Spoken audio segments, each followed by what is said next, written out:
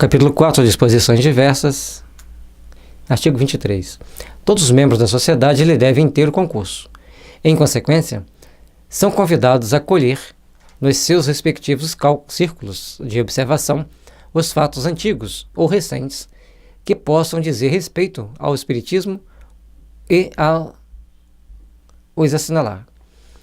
Então, todos aqueles fatos que eles tiverem conhecimentos antigo ou recente, eles deveriam colher o máximo de dados sobre o que tinha ocorrido, catalogar se as pessoas eram mais sérias, eram mais idôneas que trouxeram aquela informação, e aí então eles deveriam levar para que fosse discutido aquele assunto, para que fossem feitas as devidas observações quanto pertinentes. Cuidarão ao mesmo tempo de inquirir, tanto quanto possível, da notoriedade deles. O fato é coerente, é real, é idôneo. São igualmente convidados a lhes dar conhecimento de todas as publicações que possam relacionar-se mais ou menos diretamente com o objetivo de seus trabalhos. Então, se alguma coisa foi publicada, mas está dentro daquilo que a pessoa pesquisa, então ele deveria levar para a sessão, para ser abordado, para ser estudado. E dá a entender que cada comissão tinha um determinado assunto que eles deveriam pesquisar, deveriam estudar. Ele diz ali que são igualmente convidados, né, os sócios a lhe dar conhecimento de todas as publicações que se relacionassem mais ou menos diretamente com o objetivo dos seus trabalhos. Então, cada um tinha um setor de trabalho, setor de pesquisa, muito provavelmente, porque se é algum setor. Artigo 24. A sociedade submeterá a um exame crítico as diversas obras que se publicam sobre o espiritismo, quando julgue oportuno. Para esse efeito, entregará um de seus membros, associado livre ou titular, que lhe apresentar um relatório, que será impresso, e se tiver cabimento, na revista espírita. Olha que interessante. A pessoa, se saiu alguma publicação sobre a doutrina espírita relacionada ao espiritismo, o sócio, seja ele titular ou livre, que fosse designado, fazer uma pesquisa e depois fazer um relatório sobre aquilo que ele viu, de bom e de ruim, e aquilo ali poderia até mesmo ser publicado na revista espírita. Ele era muito organizado e principalmente já tinha a ideia de você manter a sua observação perante o mercado. Tudo tem mercado. O espiritismo é uma grande empresa, uma empresa que faz a caridade, que procura instruir as pessoas para o bem, para o melhor, mas por isso ela tem que estar informada das coisas que dizem a respeito dela. O espiritismo precisa de estar informado do que se publica sobre ele, para que os grandes dirigentes do espiritismo possam tomar as devidas precauções, os devidos cuidados. Parágrafo 25. A sociedade criará uma biblioteca especial, composta das obras que lhe forem oferecidas e das que ele adquirir. Os sócios titulares poderão, na sede da sociedade, consultar quer a biblioteca, quer os arquivos nos dias e horas que, por isso, forem marcados. Então, a sociedade teria uma biblioteca, onde os sócios poderiam lá mesmo fazer as consultas.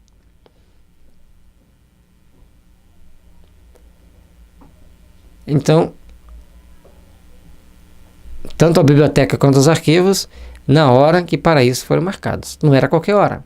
A biblioteca e os arquivos tinham um momento da pessoa poder fazer a pesquisa, um momento que a pessoa pudesse ir lá, olhar, avaliar todo aquilo, o material que ele fosse incumbido de fazer essa pesquisa, de fazer essa avaliação.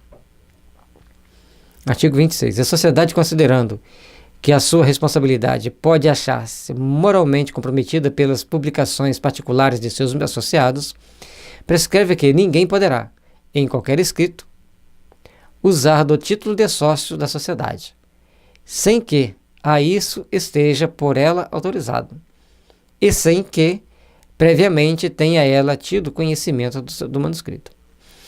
Então, se você é fosse sócio da Sociedade Parisiense, quisesse publicar alguma coisa sobre o espiritismo, você tinha que levar o conhecimento dos outros sócios, do presidente, para que a sociedade pudesse tomar todas as precauções possíveis de, se eu te autorizar, saber as consequências dos atos, e se não te autorizar, que você fique atento, fique esperto, para não tentar burlar o sistema, porque teria consequências. E ele era bastante rigoroso com relação a isso.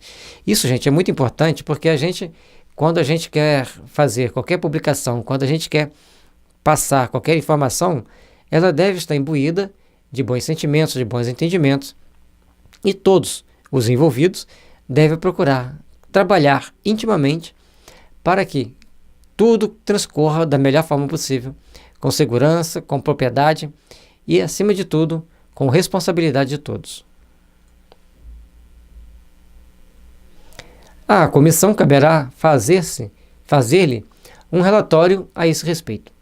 Se a sociedade julgar que o escrito é incompatível com seus princípios, o autor, depois de ouvido, será convidado ou a modificá-lo ou a renunciar à sua publicação, ou, finalmente, a não ser inculcar como sócio da sociedade.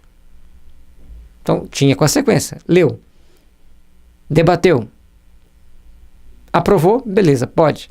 Agora, não aprovamos, tem que modificar isso aqui. Ou, você não vai publicar nem modificando. Mas se a pessoa insistiu, eu vou publicar assim mesmo, tchau, deixa de ser sócio. Então ele tinha alguns cuidados, tinha algumas regras bastante rígidas, porque ele sabia da gravidade da missão que tinha dado na mão dele. E ele foi cumprindo paulatinamente, passo a passo, até chegar nessa maravilha que é a doutrina espírita. Dado que ele não se submeta à decisão que for tomada, poderá ser resolvida a sua exclusão. Todo escrito que o sócio publicar sob o véu da anonimia e sem indicação alguma, pela qual possa reconhecê-lo como autor, será incluído na categoria das publicações ordinárias, cuja apreciação a sociedade reserva para si. Então a pessoa publica um artigo no jornal e deixa ele ali anônimo.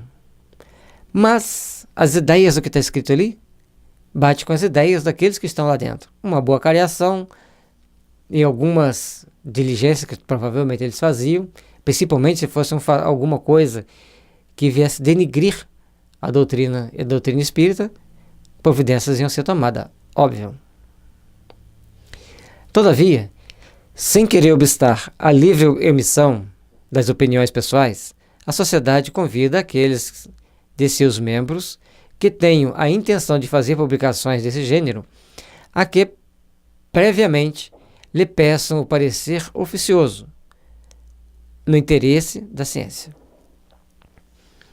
Então você está lá fazendo uma pesquisa sobre aparições e você quer publicar no jornal. Leva para e não só publicar no jornal, mas como um membro da Sociedade Espírita, Sociedade Parisiense de Estudos Espíritas. Se você, como membro, você quer publicar como membro, você deve passar pela avaliação das comissões, dos sócios e, por final, do presidente. Tentou burlar, a sociedade vai fazer a pesquisa, vai procurar ver os prós e os contras e tomarão a decisão, obviamente. Artigo 27. Querendo manter no seu seio a unidade de princípios e o espírito de recíproca tolerância, a sociedade poderá resolver a exclusão de qualquer de seus sócios que se constitua causa de perturbação, ou se lhe tome abertamente, ou se lhe torne abertamente hostil, mediante escritos comprometedores para a doutrina, opiniões subversivas ou por um modo de proceder que ela não possa aprovar. Então, à medida que você era sócio, você tinha que estar dentro de um padrão de comportamento, dentro de um padrão de ações compatíveis com a sua estada dentro da Sociedade Parisiense de Estudo Espírita. Se você quer participar, se você quer continuar estudando, se você quer participar aqui dentro, cumpra essas regras.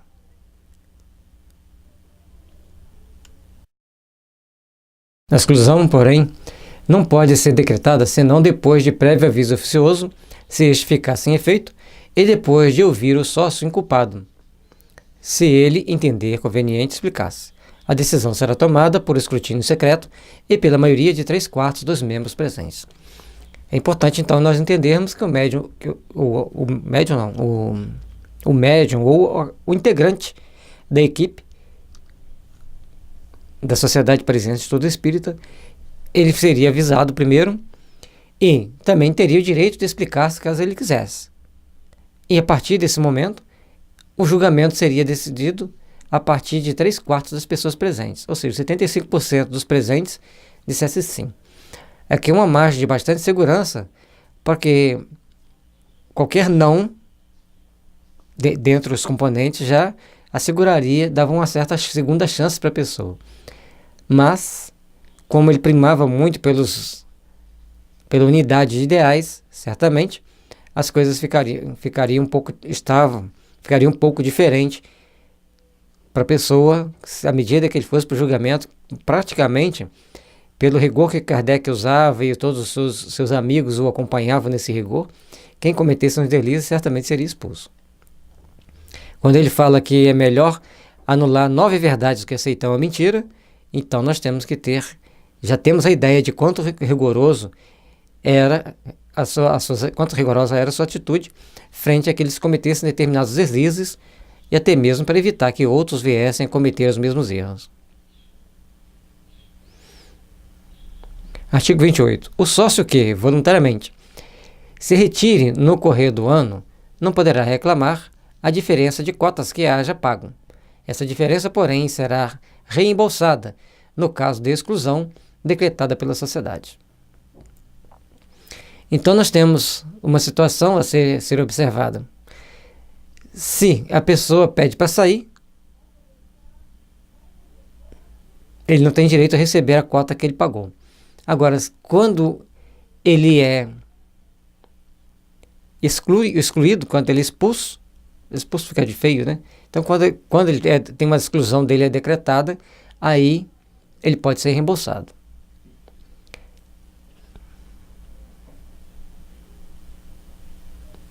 Certamente com a proporção do que ele pagou dividido por 12, pelo tempo que ele ficou ali. O presente regulamento poderá ser modificado quando for conveniente. As propostas de modificação não poderão ser feitas à sociedade senão pelo órgão do seu presidente, ao qual deverão ser transmitidas ao caso de terem sido admitidas pela comissão. Então, se alguma coisa no regulamento precisava ser modificada por alguma comissão, achasse que melhor aperfeiçoar, ela só seria feita mediante a apresentação ao presidente. A partir dali, ele ia avaliar se sim ou se não.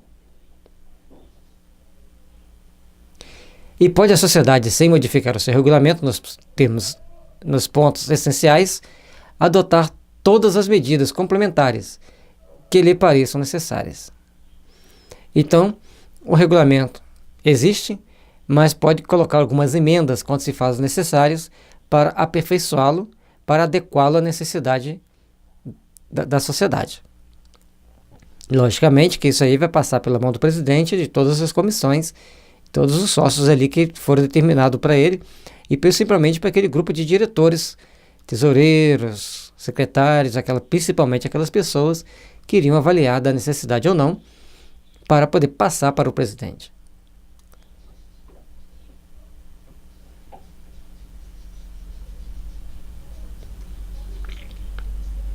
E assim a gente termina mais um capítulo do Livro dos Médiuns.